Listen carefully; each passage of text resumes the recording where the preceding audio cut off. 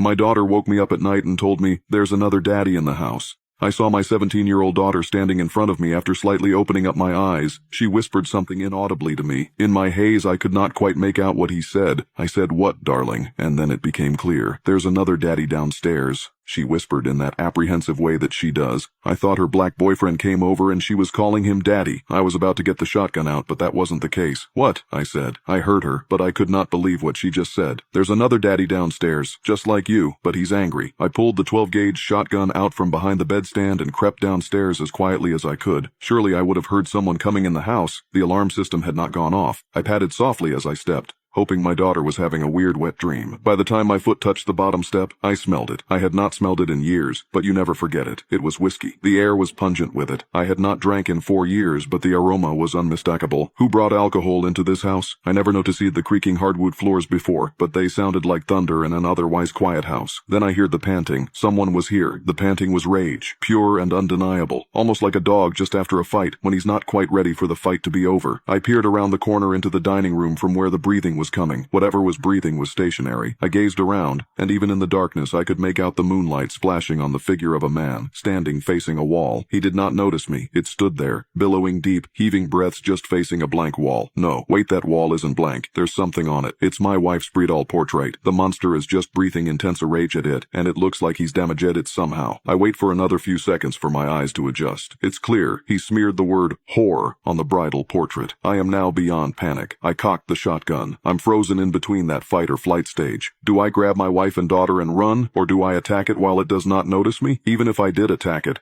it's so hopped up on adrenaline right now, I don't think I could harm it. In my moment of indecision, I finally could make out whoever this is. He does look like me. The decision to fight or run was made for me. It slowly turned and peered over its shoulder at me and says in a haunting, graveled voice, "I hate you." What? I could barely get out in dismay. "I hate you," it muttered again. "I hate everything about you. This is your fault. All of it. I hope you die." The heart-pounding terror that washed over me was like none I had ever experienced. I finally realized blood was everywhere. Everywhere.